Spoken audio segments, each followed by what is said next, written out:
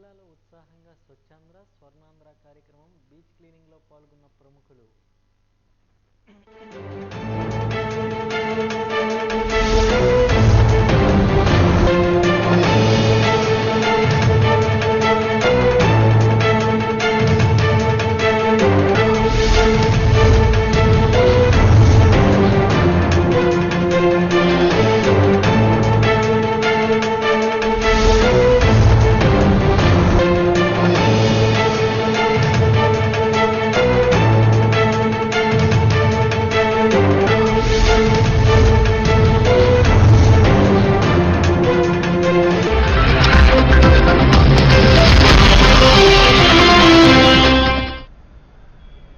నమస్కారం, విశాఖ వాజీ న్యూస్కి స్వాగతం. నేను దుర్గాప్రసాద్. ముందుగా ఈనాటి ముఖ్యాంశాలు.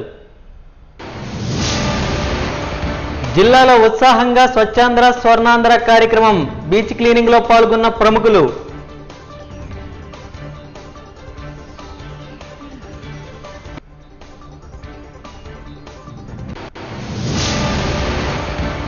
ప్రపంచ పెట్టుబడుల గమ్యస్థానం విశాఖ. సుస్థిర అభివృద్ధి సదస్సులో రాష్ట్ర చిన్న మధ్య తరహా పరిశ్రమల శాఖ మంత్రి కొండపల్లి శ్రీనివాసరావు వెల్లడి.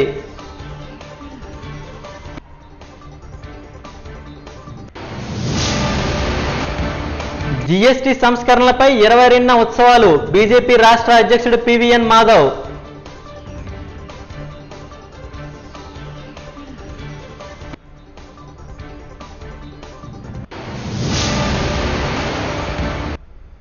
ఇక డీటెయిల్స్ చూద్దాం. రాష్ట్ర ప్రభుత్వం మార్గదర్శకాలు, జిల్లా కలెక్టర్ ఎంఎన్ నరేందర్ ప్రసాద్ ఆదేశాల మేరకు జిల్లాలో పలు చోట్ల స్వచ్ఛాంధ్ర స్వర్ణాంధ్ర కార్యక్రమాలను ఉత్సాహంగా చేపట్టారు. మూడో శనివారం థీమ్కు అనుగుణంగా గ్రీన్ ఏపీ నినాదంతో పలు చోట్ల మొక్కలు నాటడంతో పాటు కొన్ని చోట్ల పరిసరాల పరిశుభ్రత కార్యక్రమాలు చేపట్టారు. అందులో భాగంగా బీచ్ రోడ్లో చేపట్టిన కార్యక్రమంలో ఎంపీ శ్రీభరత్ కూడా పాల్గొని కలెక్టర్, ఇతర అధికారులు, ప్రజాప్రతినిధులు కలిసి ఇసుక తిన్నెలపై చెత్తను ఏరివేసి శుభ్రపరిచారు. ఈ సందర్భంగా ఆయన మాట్లాడుతూ ఆసియాలో శరవేగంతో అభివృద్ధి చెందుతున్న విశాఖను అంతర్జాతీయ పర్యాటకులను ఆకర్షించేలా తీర్చిదిద్దాల్సిన బాధ్యత ప్రభుత్వంతో పాటు మనందరిపైన ఉందన్నారు. స్వర్ణాంధ్ర స్వచ్ఛాంధ్ర కార్యక్రమంలో ప్రతి ఒక్కరూ భాగస్వాములు కావాలని పిలుపునిచ్చారు. Thank him, William Raksha.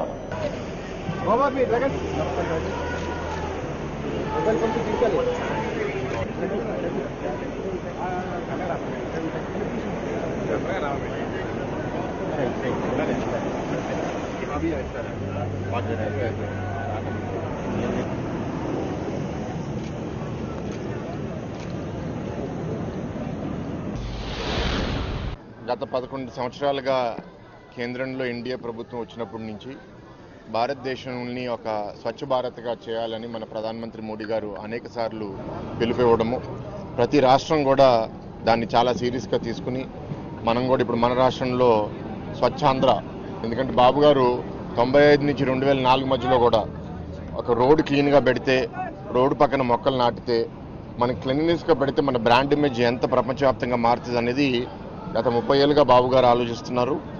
ఆ ఆలోచనలతో ఇవాళ ఇందాక కలెక్టర్ గారు మాట్లాడుతూ చెప్పారు, విశాఖపట్నం దేశంలో ఉన్న నగరాల్లో టాప్ 3లో టాప్ 5లో ఎప్పుడూ ర్యాంక్ అవుతుంది క్లీన్లీనెస్లో. కానీ రోడ్డు మీద చూస్తే కొంత ప్లాస్టిక్ కనపడుతుంది, బీచ్కి వస్తే చాలా ప్లాస్టిక్ కనపడుతుంది. ఎందుకు? ఇంకోటి కూడా మీకు చెప్తాను. ఇప్పుడు దేశవ్యాప్తంగా ఇప్పుడు చాలామంది టూరిస్టులు కొత్త కొత్త ప్రాంతాలు చూడడానికి వెళ్తే ఆంధ్రప్రదేశ్ దేశంలో అన్ని రాష్ట్రాల్లో 3వ స్థానంలో ఉంది టూరిస్టులను రావడంలో. కానీ అది డొమెస్టిక్ టూరిస్ట్. ఇంటర్నేషనల్ టూరిస్టు అనుకున్న విధంగా మన రాష్ట్రానికి రావట్లేదు. ఇంటర్నేషనల్ టూరిస్టు వాళ్ళు ఏంటి, యూరోప్కి వెళ్తారు, యూఎస్కి వెళ్తారు, ఆస్ట్రేలియాకి వెళ్తారు, జపాన్, చైనా, ఎన్ని దేశాలకు వెళ్ళినప్పుడు అక్కడ క్లీన్లీనెస్తో పోల్చుకుంటే మనం ఇంకా వెనకబడి ఉన్నాము. మరి ఇంటర్నేషనల్ టూరిస్టులు కూడా మన దగ్గరికి రావాలి. టూరిస్టులు ఎందుకు రావాలి, వస్తే మాకు మేలేంటి అని ఇక్కడ నగరంలో ఉండే వాళ్ళు ఆలోచించవచ్చు. ఒక టూరిజం పెట్టుబడి ఇక్కడికి వచ్చి టూరిజం పెరిగితే ప్రతి రూపాయి పెట్టుబడికి మనకి 10 రెట్లు వాల్యూ వస్తుంది. ఎట్లా అంటే టూరిజంలో ఉద్యోగాలు వస్తాయి, లైవ్లీహుడ్ వస్తుంది, క్వాలిటీ ఆఫ్ లైఫ్ పెరుగుతుంది. టూరిజం బాగుండడం వల్ల ఈ నగరంలో ఉండడానికి ఎక్కువ మంది వస్తే ఇల్లులు కొంటారు. సో అన్ని విధాలుగా ఈ నగరం అభివృద్ధి చెందుతుంది. సో ఇది మనం చేసుకుంటూ వస్తున్నాము. కానీ కొందరు నగరవాసులు అనుకోవచ్చు ప్రభుత్వం ఏం చేస్తుంది దీని మీద అని. ఇప్పుడే కలెక్టర్ గారు చెప్పారు, ఐఎఫ్సి నుంచి ఇప్పుడు ఇంచుమించు 530-540 కోట్లతో మధురవాడ ప్రాంతంలో ఇవాళ అన్ట్రీటెడ్ వాటర్ సముద్రంకి వెళ్లకుండా పూర్తిగా ఒక డ్రైనేజు ఎస్టీపీ నెట్వర్క్ కట్టబోతున్నారు. అది కాకుండా సాధారణంగా మన గడ్డలు ఏదైతే ఉన్నాయో గాజువాక నుంచి భీమిలి దాకా ఇవాళ ఆ గడ్డల్లో అన్ని రకాల వర్షంతో పాటు ప్రతి వాళ్ళ ఇంటి పక్కన డస్ట్బిన్ లేకపోతే వాడేసిన పరుపులు కుర్చీలు. ప్రధాని నరేంద్ర మోడీ జన్మదినోత్సవాన్ని పురస్కరించుకుని బీజేపీ నాయకులు కార్యకర్తలతో పాటు ఆయన అభిమానులు వారం రోజుల పాటు అనేక సేవా కార్యక్రమాలు నిర్వహిస్తున్నారు. అందులో భాగంగా బీచ్ రోడ్లోని ఓ హోటల్లో మోడీ పుట్టుక మొదలుకొని ఆయన వివిధ పదవుల ద్వారా దేశానికి అందజేస్తున్న సేవలు, ప్రపంచవ్యాప్తంగా వివిధ దేశాల అధినేతలతో సత్సంబంధాలను తెలిపే ఫోటోలను ప్రదర్శనలో ఉంచారు. ఈ ప్రదర్శన తిలకించిన సందర్శకులు మాట్లాడుతూ ప్రధాని మోడీ ధర్మ సంస్థాపన కోసం ఉద్భవించిన మహానేతగా కీర్తించారు.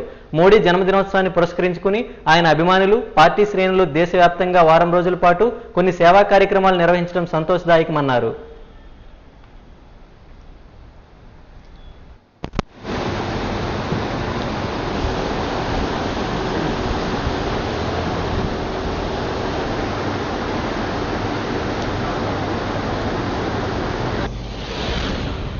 ఈ సందర్భంలో మేము కలుసుకున్న కార్యక్రమం ఏంటంటే శ్రీ నరేంద్ర మోడీ గారు ప్రధానమంత్రి, మన భారతదేశ ప్రధానమంత్రి నరేంద్ర మోడీ గారు జన్మదిన సందర్భంగా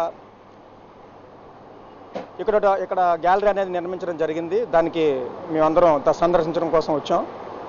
ఈ వారం రోజులు కూడా నానా రకాల కార్యక్రమాలు, ఆయన పేరు మీద నానా రకాల కార్యక్రమాలు నిర్వహించడం జరుగుతుంది. అలా బ్లడ్ క్యాంపెయిన్, తర్వాత మెడికల్ క్యాంపెయిన్, ఇలాగా ఫోటో గ్యాలరీ అని చెప్పేసి నానా రకాల మంచి కార్యక్రమాలను చేయడం జరుగుతుంది. నరేంద్ర మోడీ గారి గురించి చెప్పాలంటే ఆయన ధర్మం తయారు చేసుకున్నటువంటి నాయకుడు. భగవద్గీతలో ఒక శ్లోకం ఉంటుంది, యదా యదాహి ధర్మస్య అని చెప్పేసి. అలాగే అధర్మం ఎక్కడైతే ధర్మాన్ని నిర్మూలిస్తుందో, హాని చేస్తుందో అక్కడ ధర్మాన్ని నిలబెట్టడం కోసం ధర్మమే తనను తాను సృజించుకుంటుందని చెప్పేసి శ్రీకృష్ణ భగవాన్ చెప్పిన విధంగానే ఆ ధర్మ స్వరూపుడే నరేంద్ర మోడీ గారు. భారతదేశాన్ని అణగారిపోతున్నటువంటి భారతదేశాన్ని తిరిగి నిలబెట్టడానికి, గురువుగా చేయడానికి వచ్చినటువంటి ధర్మస్వరూపుడే నరేంద్ర మోడీ గారు. ఆయన వచ్చిన మొట్టమొదటిలోనే 2014లోనే స్వచ్ఛ భారత్ అని చెప్పేసి భారతదేశాన్ని శుభ్రం చేసే పనిలో పడ్డాడు. ప్రతి ఇంటికి కూడా సచివాలయం చేసి బహిర్భూమికి ఆడవాళ్ళ ఆత్మగౌరవం చంపుకొని బహిర్భూమికి వెళ్ళినటువంటి పరిస్థితుల్ని ఆయన రూపుమాపి ఎన్నో విధాలైనటువంటి భారతదేశాన్ని విశ్వగురువుగా చేసే ప్రయత్నంలో రామసేతు నుంచి రామాలయం దగ్గర, రాముడు గుడి దగ్గరికి, అలాగే సచివాలయం దగ్గర నుంచి స్పేస్ వరకు ఆయన చేయనటువంటి కార్యక్రమాలు లేవు, ఆయన చేయనటువంటి అభివృద్ధి లేదు. ఈరోజు మనం వైఎంసీ ఎదురుగా ఉన్న మోదీ గారి జీవిత విశేషాలకు సంబంధించి కొంత గ్యాలరీ పెట్టాము. అక్కడ మనం ఉన్నాము. నా పేరు తడ్ల పప్పారావు, చేనేత కన్వీనర్గా ఉన్నాను. అయితే మనం 2014 వరకు ఎన్నో ప్రభుత్వాలు పనిచేసాయి. 2014 వరకు భారతదేశం అభివృద్ధి చెందుతుంది అనే చెప్పుకొచ్చారు. కానీ మోడీ గారు 2047కి అభివృద్ధి చెందుతున్న దేశంగా చేస్తామని చెప్పారు. అలాగే ప్రపంచంలో 4వ ఆర్థిక వ్యవస్థలో ఉన్నాం ఇప్పుడు మనం. కాబట్టి ఈరోజు మనం నరేంద్ర మోడీ గారి పుట్టినరోజు సందర్భంగా, అంటే సెప్టెంబర్ 17 నుంచి అక్టోబర్ 2 గాంధీ జయంతి వరకు జన్మదిన పక్షోత్సవాలు జరుపుకుంటున్నాం. అలాగే మొదటి రోజు స్వచ్ఛ భారత్, ఈరోజు ఈ గ్యాలరీ జరుగుతుంది. అనకాపల్లి పట్టణం గాంధీనగరం సాయి శక్తి స్కూల్లో 9వ తరగతి చదువుతున్న విద్యార్థులను టీచర్ ఐరన్ స్కేల్తో చితకబాదారు. సాయంత్రం ఇంటికి వెళ్ళాక వారి తల్లిదండ్రులకు టీచర్ చితకబాదిన విషయాన్ని తెలియజేశారు. దీంతో వారి తల్లిదండ్రులు స్కూలుకు చేరుకుని ఆందోళనకు దిగారు. ఎందుకు ఇంతలా కొట్టాల్సి వచ్చిందని వారి టీచర్ను నిలదీశారు. సమాచారం తెలుసుకున్న అనకాపల్లి డీఈఓ అప్పారావు స్కూలుకు చేరుకుని ఘటనపై ఆరా తీశారు. దీనిపై ప్రజా సంఘాల నాయకులు స్పందించి ప్రభుత్వ జీవోకి విరుద్ధంగా స్కూల్ నడుపుతున్నారని ఆరోపించారు. కనీసం పిల్లలు ఆడుకోవడానికి సరైన స్థలం కూడా లేదని అన్నారు. దీనిపై తక్షణమే విద్యాశాఖ అధికారులు స్పందించి స్కూల్ యాజమాన్యంపై చర్యలు తీసుకోవాలని వారు కోరారు.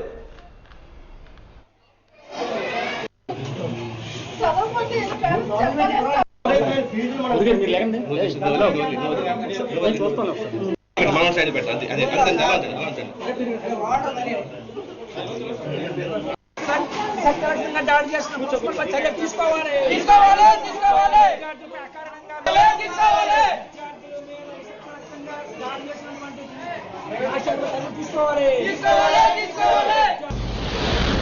పోలీసులు కూడా అంతలాగా ఏ ఖైదీలు కూడా అంతలాగా హింసించరు, కొట్టరు. అంతలా భయపెట్టేస్తారు అండి. పిల్లలు భయపడిపోయి చచ్చిపోతే పరిస్థితి ఏంటండి? పిల్లల్ని చదివించడానికి పంపిస్తాం కానీ మరి చంపించుకోవడానికి పంపిస్తాం స్కూల్కి మేము. ఏదో చదువు చెప్తారు భయం చెప్తారు అనుకుంటాం కానీ మరి చంపించడమే. టీచర్లు చూస్తున్నాం కానీ టీచర్లు బయటికి పంపించి మరి అంత అవసరం ఏంటండి? ఏదైనా కక్ష ఉంటే చెప్పాలి అంతే. ఫీజు కట్టలేదు లేదా పంపించి ఇంటికి అంతే కూడా అంత ఫీజులు వచ్చేది ఏంటి? ఫీజుల కోసం చెప్తున్నారు వీళ్ళు. వ్యాపారం చేస్తున్నారు తప్ప విద్యార్థి చెప్పట్లేదు ఇక్కడ. ఏమంటే 7th క్లాస్ ఉదయం 7 గంటల నుంచి రాత్రి 7 గంటల దాకా చదివించేస్తున్నారు. ఎవరి కోసం చదివించేసి ఉదయం 7 నుంచి రాత్రి 7 దాకా చదివి సాధించేదే ఉందండి. చచ్చిపోతే ఇప్పుడు భయపడిపోయారు. వైసీపీ అధినేత మాజీ ముఖ్యమంత్రి వైఎస్ జగన్పై టీడీపీ రాష్ట్ర ప్రధాన కార్యదర్శి మహమ్మద్ నజీర్ తీవ్ర ఆరోపణలు చేశారు. వైద్య కళాశాలపై పార్టీ నేతలతో అసత్య ప్రచారాలు చేయిస్తూ ప్రజాస్వామ్యాన్ని కూని చేయిస్తున్నారని మండిపడ్డారు. టీడీపీ హయాంలో ఇప్పటి వరకు 28 వైద్య కళాశాలలు తెచ్చినట్టు చెప్పారు. ఫార్మాసిటీతో ముఖ్యమంత్రి చంద్రబాబు నాయుడు ఒక జినోమ్ వ్యాలీని సృష్టించారని తెలిపారు. వైద్య వృత్తిని నాశనం చేసి పేద మెడికల్ విద్యార్థుల భవిష్యత్తును అంధకారమయం చేసింది జగనేనని ధ్వజమెత్తారు. గడిచిన 5 ఏళ్లలో 17 మెడికల్ కళాశాలలు తీసుకొచ్చి పూర్తి చేస్తామన్నది శుద్ధ అబద్ధమని అన్నారు. కేవలం 5 కళాశాలలు మాత్రమే తీసుకొచ్చి 30% నిర్మాణం మాత్రమే చేపట్టారని పేర్కొన్నారు. రాష్ట్ర ప్రభుత్వం ద్వారా వాటి నిర్మాణానికి ఖర్చు చేసింది శూన్యమని మండిపడ్డారు. చంద్రబాబు నాయుడు అన్ని విధాలుగా అభివృద్ధి చేస్తే ఆఖరికి నువ్వు జగనన్న కాలనీ అని దాంట్లో కూడా డబ్బులు తప్పేశావు. నువ్వు నీ ఎమ్మెల్యేలు నీ మంత్రులు తెలుసుకుని మాట్లాడాలి.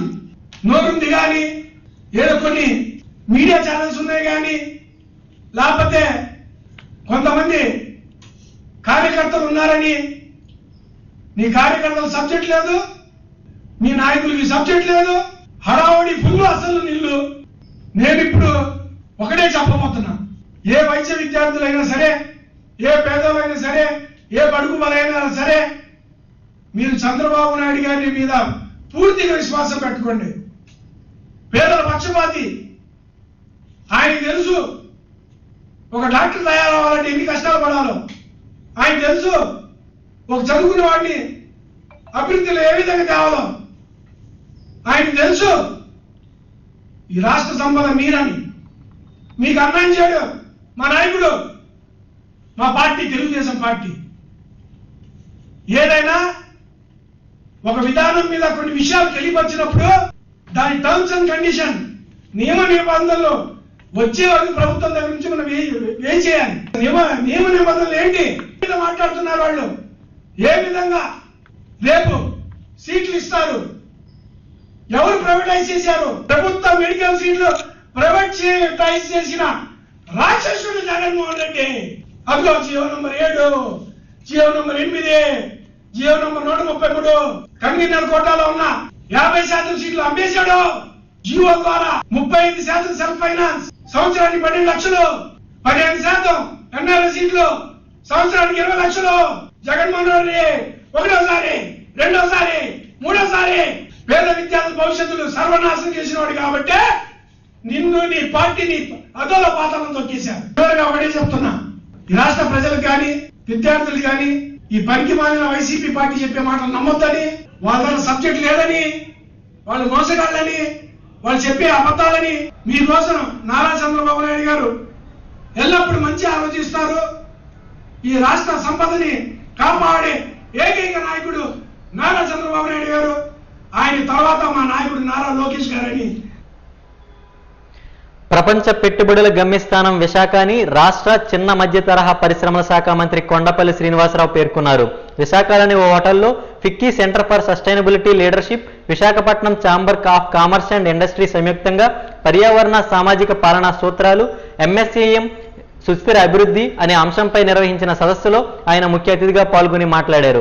జీఎస్టీ హేతుబద్ధీకరణతో సహా జాతీయ స్థాయిలో ఇటీవల చేపట్టిన సంస్కరణలను ఆయన ప్రశంసించారు. సూక్ష్మ చిన్న మధ్య తరహా పరిశ్రమలు భారతదేశ ఆర్థిక వ్యవస్థకు వెన్నెముకని, ఇవి ఎగుమతుల్లో దాదాపు 45% వాటాను కలిగి 11 కోట్ల మందికి పైగా ఉద్యోగాలను కల్పిస్తూ జీడీపీలో సుమారు 30% వాటాను కలిగి ఉన్నాయని తెలిపారు. వ్యాపార సౌలభ్యం కోసం వ్యవస్థలు పునర్నిర్మించడం, గ్రామీణ ప్రాంతాలపై ప్రత్యేక దృష్టితో పాటు 175 అసెంబ్లీ నియోజకవర్గాల్లో ఎంఎస్ఈ పార్కులను ఏర్పాటు చేయడం ద్వారా ఉపాధి కల్పన, కార్యకలాపాల వ్యయాన్ని తగ్గించడం వంటి ముఖ్యమంత్రి దృష్టిలో ఉన్నాయని మంత్రి తెలిపారు. వైజాగ్ ఛాంబర్ ఆఫ్ కామర్స్ ఇక్కడ ESG, environment, social and governance, ఈ మూడింటి మీద ఒక మంచి అవగాహన సదస్సు పెట్టడం జరిగింది. ఒక నాలెడ్జ్ సెంటర్ లాగా. ఈరోజు ప్రైమరీగా వర్క్ ప్లేస్ ఎలాగ మనం ఎన్విరాన్మెంట్ కాపాడుకోవాలి, అలాగే సోషల్ వర్కింగ్ ప్లేస్ ఎలా ఉండాలి, అండ్ ఇండస్ట్రీ తాలూకా గవర్నెన్స్ మీద ఎలా ఉండాలనేది మీద ఒక నాలెడ్జ్ మీటింగ్ పెట్టడం జరిగింది. సో డెఫినెట్గా మమ్మల్ని కూడా ఇన్వైట్ చేసి దాంట్లో భాగస్వామ్యం చేసినందుకు ధన్యవాదాలు తెలియజేసుకుంటున్నాను. ఎందుకంటే ఈరోజు గౌరవ ముఖ్యమంత్రి గారు మన రాష్ట్రాన్ని ఎలాగా అభివృద్ధి బాటలో పెట్టాలి, ఒక మంచి ఈకో సిస్టమ్ ఎంఎస్ఎంఈస్ ఎలా క్రియేట్ చేయాలని దాని మీద ప్రధానంగా వర్క్ చేయడం జరుగుతుంది.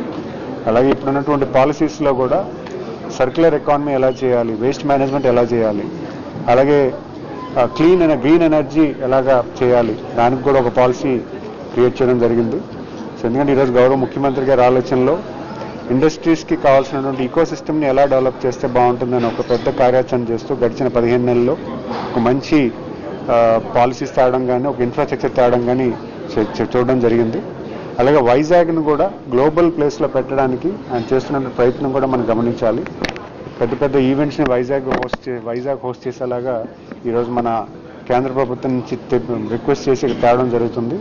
రీసెంట్గా జీసీసీ సమ్మిట్ అవ్వచ్చు, ఎల్లుండి జరగబోతున్నటువంటి ఈ గవర్నెన్స్ మీద అవ్వచ్చు, లేదా నవంబర్లో జరుగుతున్నటువంటి గ్లోబల్ పార్ట్నర్షిప్ సమ్మిట్ అవ్వచ్చు. అలాగే చాలా విషయాల్లో కూడా వైజాగ్ కేంద్రం కింద మన దేశంలోని ప్రపంచంలో ఉన్నటువంటి అందరినీ కూడా తీసుకొచ్చి వైజాగ్ ఒక హోస్టింగ్ ప్లేస్ కింద పెట్టి వైజాగ్ని అందరూ ప్రపంచం అంతా తెలిసేలా చేస్తున్నటువంటి గౌరవ ముఖ్యమంత్రి గారికి మనందరం కూడా ధన్యవాదాలు తెలియజేసుకోవాలి. మరి ఖచ్చితంగా ఒక పాజిటివ్ వాతావరణంలో ఈరోజు మీటింగ్ జరిగింది. సో ఖచ్చితంగా ఇండస్ట్రీస్ అందరూ కూడా కొంచెం మంచి ఇన్పుట్ ఇవ్వడం జరిగిందని భావిస్తూ ఈరోజు కార్యక్రమం మేము ఎంఎస్ఎంఈస్ కోసము ఈఎస్జీ అవేర్నెస్ మీద చేస్తున్నామండి. ఎంఎస్ఎంఈస్కి అది ఎందుకు అవసరం, ఈఎస్జీ అనేది కంపెనీస్ ఎందుకు అడాప్ట్ చేసుకోవాలి, ఎస్పెషల్లీ పెద్ద కంపెనీస్ ఆల్రెడీ వాళ్ళ సప్లై చైన్స్ అన్నీ కూడా ఈఎస్జీ కంప్లైన్స్తో అడాప్ట్ చేసుకుంటున్నాయి. ఈ స్మాలర్ కంపెనీస్కి అది ఎందుకు అవసరం, దానివల్ల వాళ్ళ ఎక్స్పోర్ట్ మార్కెట్స్ ఎలా ఎఫెక్ట్ అవుతాయి, లేదంటే దానివల్ల వాళ్ళు బిజినెస్ ఎలాగా ఎన్హాన్స్ చేసుకోవచ్చు అనే సబ్జెక్ట్ మీద ఈరోజు చాలా కంపెనీస్ వీళ్ళందరూ వచ్చారు. Beach road Vishwapriya function hall ఎదురుగా ఉన్న పార్కింగ్ స్థలంలో 2 రోజుల పాటు కొనసాగే వైజాగ్ ఆటో ఎక్స్పో ఘనంగా ప్రారంభమైంది. నగర పోలీస్ కమిషనర్ శంకబ్రత బాగ్చి ముఖ్య అతిథిగా హాజరై ప్రారంభించారు. సుమారు 20 కార్లు, బైకులు డీలర్లు తమ తమ ఉత్పత్తులకు ఈ ఎక్స్పోలో ఉంచారు. ఈ సందర్భంగా సిపి మాట్లాడుతూ ఢిల్లీ, ముంబై, కలకత్తా, చెన్నై, బెంగళూరు వంటి నగరాల తరహాలో వైజాగ్ ఆటో ఎక్స్పో నిర్వహించడం సంతోషంగా ఉందన్నారు. ఒకే చోట అన్ని కంపెనీల ఉత్పత్తులను ఉంచి వాహన కొనుగోలుదారులకు అద్భుతమైన ఆఫర్లు ఇచ్చే ఈ తరహా ఎక్స్పోలు బీచ్ రోడ్లో చేపట్టడం అభినందనీయమన్నారు. రేస్ ఈవెంట్ మేనేజర్ దాడి Ravikumar, AP tours and travels association రాష్ట్ర అధ్యక్షుడు కన్నెగంటి విజయమోహన్ తదితరులు పాల్గొన్నారు.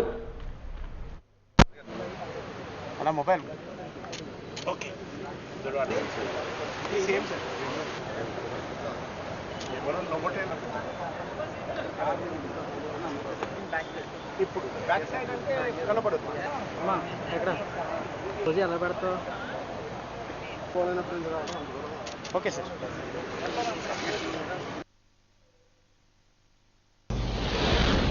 ఈరోజు సెప్టెంబర్ 20 తేదీ బీచ్ పక్కన బీచ్ రోడ్ బీచ్ మధ్యలో కాళీమాత టెంపుల్ దగ్గర ఆటో ఎక్స్పో మొదలు చేయడం మొదలైంది. ఇది మిస్టర్ రవికుమార్ రేస్ కంపెనీ తరఫున ఇది ఆర్గనైజ్ చేస్తున్నారండి. ఈరోజు రేపు 2 రోజులు ఈ ఆటో ఎక్స్పో జరుగుతుంది. మన అందరికీ తెలుసు 22 సెప్టెంబర్ నుండి GST petrol and diesel vehicles మీద తగ్గిపోతుంది. ఆల్రెడీ కొన్ని కంపెనీస్ ప్రైస్ తగ్గించారండి, ఇంకా కొన్ని కంపెనీస్ 22 నుండి తగ్గిస్తారండి. సో నేను ఇప్పుడు ఈ 20 కంపెనీస్ ఇక్కడ vehicles both 2 wheelers and 4 wheelers ఇక్కడ డిస్ప్లే చేశారండి. మంచి ఆఫర్స్ ఉన్నాయి, నేను చూశాను. తర్వాత జిఎస్టీ పోయిన తర్వాత ఎంత ప్రైస్ వస్తుంది దాని మీద కొన్ని కంపెనీస్ అదనంగా దసరా డిస్కౌంట్ కూడా ఇస్తున్నారండి. సో ఇది ఒక మంచి అవకాశం. ఎవరైనా 2 వీలర్ కానీ 4 వీలర్ కానీ కొనాలంటే ఇక్కడికి వచ్చి ఈ ఆఫర్స్ అవైల్ చేసుకోవచ్చు. ఇక్కడ ముఖ్యమైన విషయం అంటే మనం ఈరోజు ప్రయాణం చేసేటప్పుడు సేఫ్టీ గురించి ఆలోచిస్తాం. సో సో ఇక్కడ ఉన్న వెహికల్స్ చూస్తే కొత్త కొత్త సేఫ్టీ ఫీచర్స్ వాళ్ళు అందులో ఇన్కార్పొరేట్ చేశారండి. కాబట్టి సేఫ్టీ ఫీచర్స్ కూడిన వెహికల్స్ మీద ఫోకస్ చేస్తే బాగుంటుంది. ప్రజాపిత బ్రహ్మకుమారి ఈశ్వరీయ విశ్వవిద్యాలయం గత 89 ఏళ్లుగా విశ్వవ్యాప్తంగా ఆధ్యాత్మిక సేవలు అందిస్తూ పేరు ప్రఖ్యాతులు పొందిన సంగతి తెలిసిందేనని విశ్వవిద్యాలయం ప్రతినిధి బ్రహ్మకుమారి రామేశ్వరి, సంఘమిత్ర సూరిబాబులు తెలిపారు. డాబా గార్డెన్స్ విజేఎఫ్ ప్రెస్ క్లబ్లో వారు మీడియా సమావేశంలో మాట్లాడారు. ఆధ్యాత్మిక విలువలను ప్రబోధిస్తూ సర్వమాలి శారీరక మానసిక ఆరోగ్య పరిరక్షణకు కృషి చేస్తున్న బ్రహ్మకుమారిస్ ఈశ్వరీయ విశ్వవిద్యాలయానికి జ్ఞాన విజ్ఞాన ఆధ్యాత్మిక మ్యూజియం ఏర్పాటునకు అలాగే ప్రథమ చికిత్సాలయ నిర్మాణానికి సింహాచలం పుణ్యక్షేత్రం పరిసర ప్రాంతాల్లో 50 సెంట్ల స్థలాన్ని కేటాయించాలని విజ్ఞప్తి చేశారు. ఈ విషయమై గతంలో ముఖ్యమంత్రికి అభ్యర్థించామని, త్వరలో కలెక్టర్, జీవీఎంసీ కమిషనర్లకు కూడా వినతిపత్రాలు అందజేస్తామని తెలిపారు.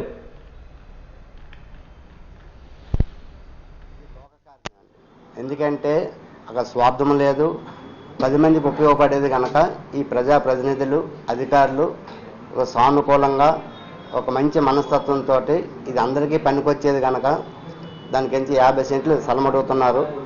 అదేంటంటే కొన్ని వందల ఎకరాలు చాలా ఖాళీగా ఉన్నాయి.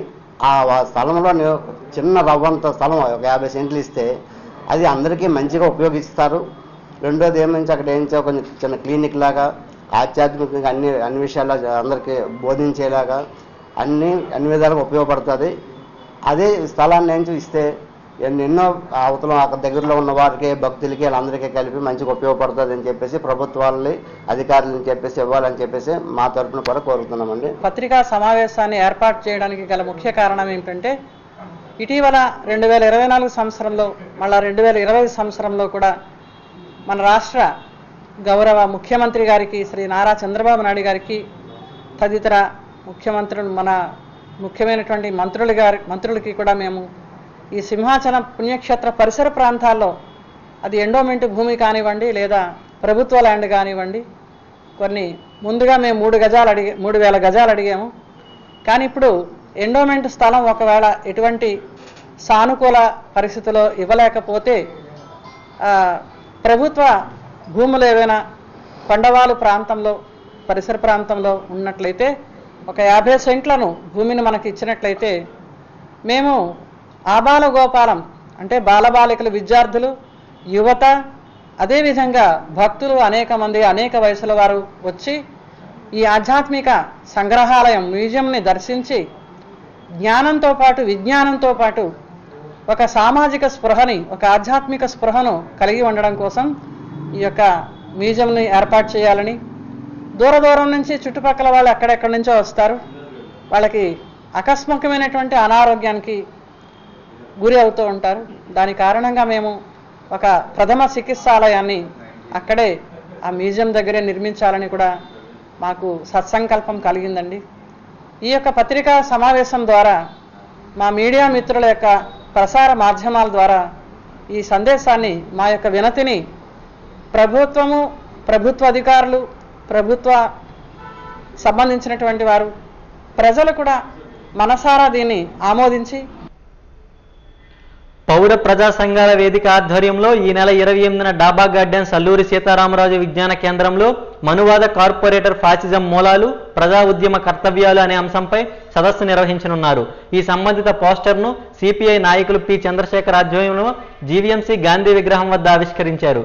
ఈ సందర్భంగా ఆయన మాట్లాడుతూ మహాత్మా జ్యోతిబా పూలే స్థాపించిన సత్యశోధక్ సమాజ్ 152వ ఆవిర్భావం, విప్లవీరుడు భగత్ సింగ్ 118వ జయంతిని పురస్కరించుకుని ఈ సదస్సును నిర్వహించనున్నట్లు తెలిపారు. ఈ సదస్సును విజయవంతం చేయాలని కోరారు.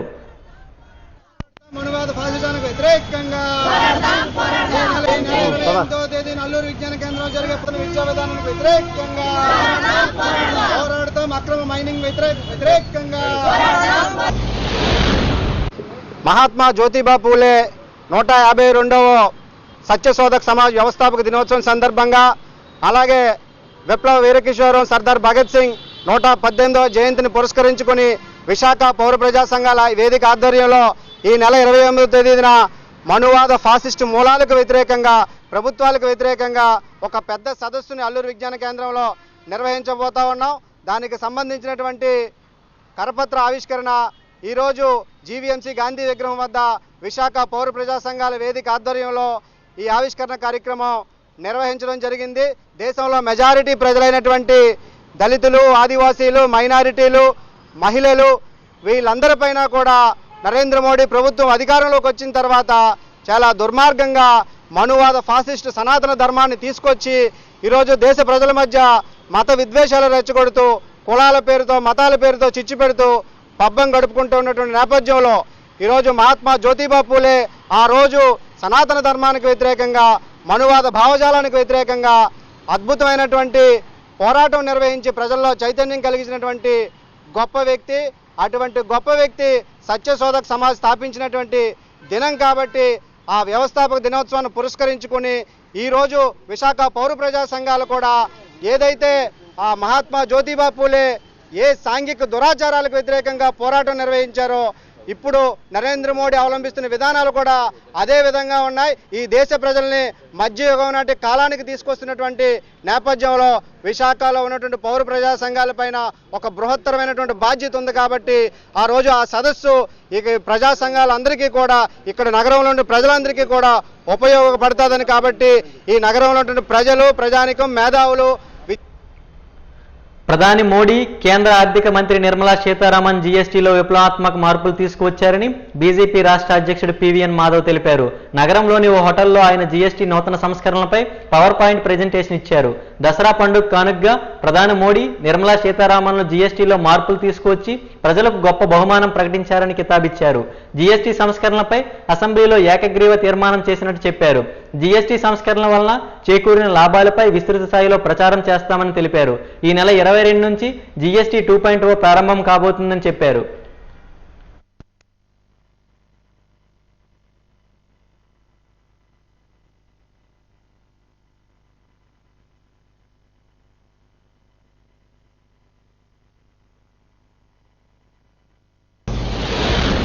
అలాగే మనం తాగే లిక్కర్, చాలా మంది తాగలేని, కొందరు తాగే లిక్కర్, దానిపైన రాష్ట్ర ప్రభుత్వాల వాళ్ళ యొక్క ఆధిపత్యం ఉంచాలని ఒక ప్రయత్నం. ఇది జీఎస్టీ అనేది ఎవరిపైన బలవంతంగా రుద్దే వ్యవస్థ కాదు, ఎవరికి ఏ విధంగా కావాలో ఆ విధంగా అమలు చేసే వ్యవస్థ. దీంట్లో అన్ని రాష్ట్ర ప్రభుత్వాలు కూడా మా యొక్క స్వయం సమృద్ధి సాధించడానికి, మా ఆదాయం పెరగడానికి ఉపయోగపడే అంశం ఏమిటి అంటే అది మాకు ఎక్సైజ్ ట్యాక్స్ మేము వేసుకునేటట్టు, పెట్రోల్ మీద సుంకాలు మాకు వేసుకునే విధంగా అవకాశం ఇవ్వాలని. ఎప్పుడెప్పుడు విపత్తులు పడుతుంటాయి, ఎప్పుడెప్పుడు కష్టకాలాలు వస్తాయి, ఆ సమయంలో మాకు దారి చూపడానికి ఏదైనా ఒక మార్గం ఉండాలంటే ప్రజలపై నేరుగా ప్రతిరోజు వేసే వ్యవస్థ పెట్రోల్, డీజిల్లో ఉంటుంది. దీంట్లో మీరు అందరూ తెలుసుకోవాల్సింది ఏంటంటే రాష్ట్ర ప్రభుత్వాలు 20 నుంచి 30% దీని మీద సుంకాలు వేసుకుంటారు.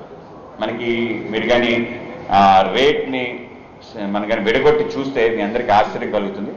రాష్ట్ర ప్రభుత్వాలు బాగా ఎత్తుగా బాధిన ఏదైనా వస్తువు ఉందంటే పెట్రోల్. ఆ విధంగా ఎప్పుడు చిన్న అవకాశం కలిగినా, ఎప్పుడు ప్రభుత్వాలు మారినా రేట్లు పెంచేది దీనివల్ల. ఇది మారాలని మా అందరి కోరిక. అలాగే కేంద్రం మాత్రం పెట్రోల్ మీద 19 రూపాయలు మాత్రమే, డీజిల్ మీద 15 రూపాయలు మాత్రమే ట్యాక్స్ కలెక్ట్ చేస్తుంది. అంటే అది ఎంత అనేది మీరు గమనిస్తే తెలిసిపోతుంది. 5% ఉంది, 18% లోపే. 19 పెట్రోల్కి ఉంది, 15 డీజిల్కి ఉంది, 30% రాష్ట్ర ప్రభుత్వాలు ఉంది. కనుక రాష్ట్ర ప్రభుత్వం ఆదాయం దూరం చేయకూడదు అనుకున్నాం. ఇవాళ ఒకవేళ జీఎస్టీ అమలు చేస్తే ఏమవుతుందంటే ఇవాళ 18% వేయగలుగుతుంది. 18% వేస్తే నిజంగా ప్రజలు లాభపడతారు. రాష్ట్ర ప్రభుత్వానికి 9%, కేంద్ర ప్రభుత్వానికి 9%, అంటే 50-50 జీఎస్టీ పంచుకోవాలి కాబట్టి. రామ్నగర్ జీవీఎంసీ సమీపాన దుర్గా మల్లేశ్వరి ఆలయ దసరా మహోత్సవాలు ఈ నెల 22 నుంచి అక్టోబర్ 2 వరకు అంగరంగ వైభవంగా నిర్వహించనున్నట్లు ఆలయ చైర్మన్ మార్గాన వెంకటేశ్వరరావు తెలిపారు. నగరంలోని ఓ హోటల్లో బీజేపీ రాష్ట్ర అధ్యక్షుడు మాధవ్ చేతుల మీదుగా ఉత్సవ పోస్టర్ను ఆవిష్కరించారు. ఈ సందర్భంగా వెంకటేశ్వరరావు మాట్లాడుతూ ఉత్సవాల తొలి రోజున ఉదయం 10:20 అమ్మవారి ఉత్సవ విగ్రహ ఊరేగింపు ఉంటుందన్నారు. అదే రోజు రాత్రి 7 గంటలకు సేవ గరివిడి కార్యక్రమాన్ని నిర్వహిస్తామన్నారు. ఆ రోజు నుంచి అమ్మవారికి రోజుకొక అలంకరణ చేసి భక్తులకు దర్శన భాగ్యం కల్పిస్తామన్నారు. భక్తులు అమ్మవారిని దర్శించుకుని తరించాలని కోరారు.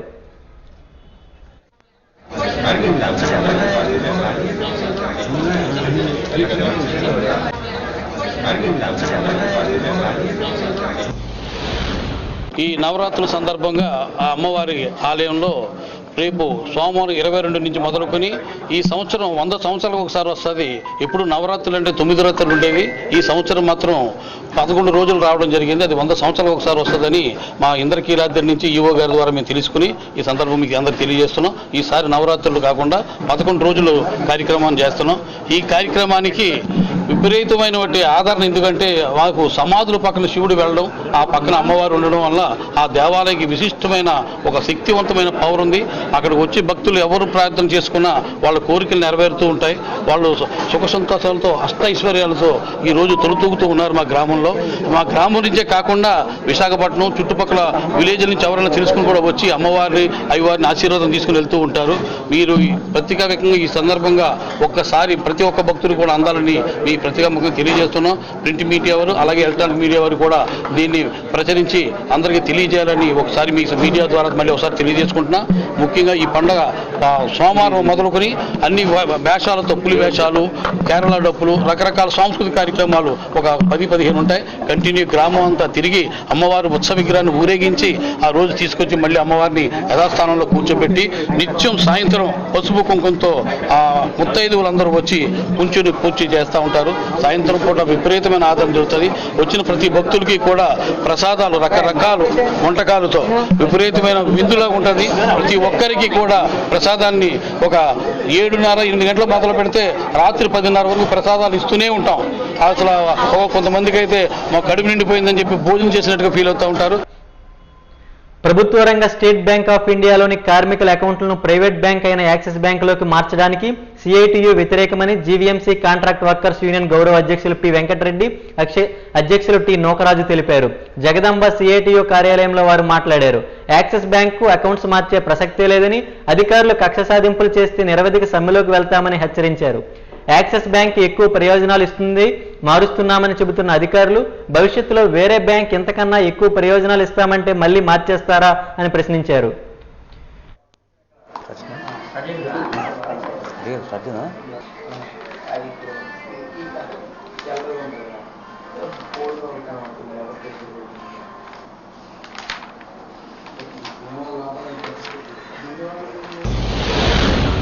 ఈరోజు మున్సిపల్ కార్మికులు జీవీఎంసీలో సుమారుగా 8,000 మంది కార్మికులు పనిచేస్తూ ఉన్నారు. ఈ మధ్య కాలంలో రాష్ట్ర ప్రభుత్వం సువిధ అనే పథకం పేరు పెట్టి మున్సిపల్ కార్మికుల జీతాలని ఎస్బీఐల నుండి యాక్సిస్ బ్యాంక్కి మార్చుకోండి అని చెప్పేసి గౌరవ డిఎంఏ గారు అన్ని మున్సిపాలిటీలకి, అన్ని కార్పొరేషన్లకి సర్క్యులర్ ఇచ్చారు. దీంట్లో మున్సిపల్ యూనియన్ సిఐటిగా మా డిమాండ్ ఏంటంటే, ఇది పూర్తిగా యాక్సిస్ బ్యాంక్ అనేది ప్రైవేటు పరం. ఇందులో ఎస్బీఐలో జీతాలు పొందుతున్న కార్మికులు ఎవరో కూడా, ముఖ్యంగా మున్సిపల్ కార్మికుల్లో ఎక్కువ శాతం చదువుకోలేని వారు. అందువల్ల ఈ చదువుకోలేని కార్మికులను ఒకేసారి ఉన్న పలంగా మీరు ఎస్బీఐ నుండి యాక్సిస్ బ్యాంకు అకౌంట్లు మార్చుకోండి అని చెప్పేసి ఈ రకంగా జీవీఎంసీ అధికారులు మున్సిపల్ కార్మికులపై ఒత్తిడి తెస్తున్నారు. దీనికి మేము ముమ్మాటికి ఖండిస్తున్నాం. ఇప్పటికే జీవీఎంసీలో పనిచేసే పారిశుద్ధ్య కార్మికులకి పనిముట్లు లేవు. అసలు పుష్గార్డులు కానీ లేకపోతే చీపుర్లు కానీ లేకుండా కొనుక్కొని పనిచేసే పరిస్థితి ఏర్పడుతుంది. అలాగే నిన్న మొన్నటి నుంచి జీవీఎంసీ అధికారులు ప్రతి కార్మికుడిని కూడా తెల్లవారు 5 గంటల మీరు వచ్చేయాలి, 5:30 కల్లా మీరు గల్లీల్లో పనిచేయాలి, లేకపోతే మాత్రం పనులు ఆపే పని చేస్తాం, లేకపోతే మీకు మచ్చరయ్యం అని చెప్పి ఆపే పని చేస్తూ ఉన్నారు. మేము అడుగుతున్నాం, ఈరోజు పారిశుద్ధ్య కార్మికులందరూ కూడా దూర ప్రాంతాల నుంచి వచ్చి విశాఖపట్నం నగరాన్ని శుభ్రంగా ఉంచేందుకు పనిచేస్తూ ఉన్నారు. Rotary club Visakha port city Vishwateja school interact club installation కార్యక్రమం రైల్వే న్యూ కాలనీలో జరిగింది. ఈ సందర్భంగా ఇన్స్టాలేషన్ ఆఫీసర్ శివాజీ, ముఖ్య అతిథి పిపిజిఎస్ రాజు మాట్లాడారు. మానవత్వంతో దేశానికి మరింత సామాజిక సేవ చేయడానికి కొత్త బోర్డు సభ్యులుగా ఎంపికైన వారిని మనసారా అభినందిస్తున్నామన్నారు. ఈ కార్యక్రమంలో school director Bhaskar Rao, principal Sunitha పాల్గొన్నారు.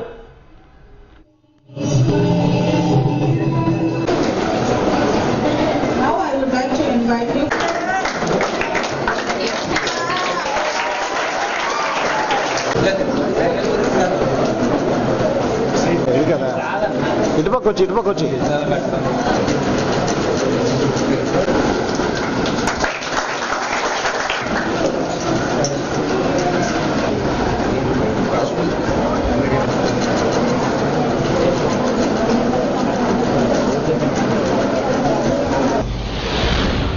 ఈరోజు ఈ కార్యక్రమాన్ని మా స్కూల్లో కండక్ట్ చేయడం చాలా గర్వంగా ఫీల్ అవుతున్నాము.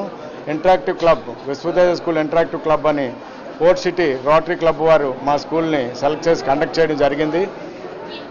దీని గైడ్లైన్స్ అన్నీ మన రామకృష్ణ గారు, ఆర్టీఎన్ రామకృష్ణ గారు, పిపి రామకృష్ణ గారు కూడా మాకు ఎంతో అడ్వైజ్ ఇస్తూ మాకు ముందుకు నడిపిస్తూ అతను కూడా నా యొక్క హృదయపూర్వక నమస్కారాలు తెలియజేసుకుంటున్నాను. ఈ పిల్లల్లో చైతన్యం, సర్వీస్ ఎలా ఇవ్వాలి, మన సర్వీస్ మోటో విధంగా పిల్లల్లో చైతన్యం రప్పించి సర్వీస్ కూడా బాగా చేస్తే పిల్లల యొక్క సింపుల్నెస్ వస్తుందని దృష్టిలో అన్ని కార్యక్రమాలు, సేవా కార్యక్రమాలు చేస్తున్నారు. బీచ్ క్లీనింగ్ కానీ, అలాగే రోటరీ క్లబ్ వారు మా పిల్లలందరినీ తీసుకెళ్లి ఐస్ క్రీమ్ పార్లర్ని ఇండస్ట్రీస్ ట్రిప్గా తీసుకెళ్ళడం జరిగింది. దానివల్ల చాలా నాలెడ్జ్, మా పిల్లల్లో ఎంతో నాలెడ్జ్ ఇంప్రూవ్ అయిందని నేను వాళ్ళందరికీ ప్రౌడ్గా, నేను గర్వంగా చెప్పుకుంటున్నాను. సమాజానికి పెద్దలు, అనుభవస్తులు ఎలా అయితే సర్వీస్ చేస్తున్నారో అలాగే పిల్లలు కూడా, మేము కూడా రోటరీగా పిల్లలుగా మేము కూడా ఈ సర్వీస్ కార్యక్రమంలో పాల్పంచుకుంటామని ఈరోజు ఇన్స్టలేషన్ జరిగింది. దీనికి ఇంటరాక్ట్ క్లబ్ అంటాం. అంటే రోటరీకి అనుబంధ సంస్థ అన్నమాట. వారు ఈ 14 years లోపు ఉన్న పిల్లలందరూ కూడా ఈ సమాజంలో ఏదైనా పోలియో డ్రాప్స్ కానీ, అలాగే బీచ్ క్లీనింగ్ సంబంధించిన కానీ సర్వీస్ యాక్టివిటీస్ ఏదైతే ఉంటాయో వాటిలో కూడా ఈ పిల్లల భాగస్వామ్యం కూడా ఉంటుందండి. సో ఆ విధంగా పిల్లల్లో కూడా ఆ సర్వీస్ మోటివ్ పెంచడం కోసం ఈ కార్యక్రమం స్కూల్స్లోని, కాలేజీలు కూడా ఈ రోటరీ వారు ఈ కార్యక్రమం చేయడం జరుగుతుంది. వాజీ న్యూస్ ముగించే ముందు ముఖ్యాంశాలు మరొకసారి. జిల్లాలో ఉత్సాహంగా స్వచ్ఛాంధ్ర స్వర్ణాంధ్ర కార్యక్రమం, బీచ్ క్లీనింగ్ లో పాల్గొన్న ప్రముఖులు.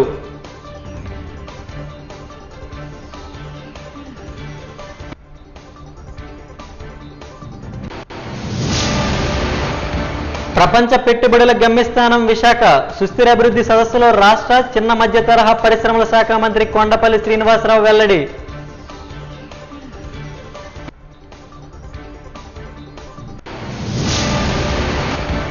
జీఎస్టీ సంస్కరణలపై 22వ ఉత్సవాలు, బీజేపీ రాష్ట్ర ఉపాధ్యక్షుడు పివిఎన్ మాధవ్.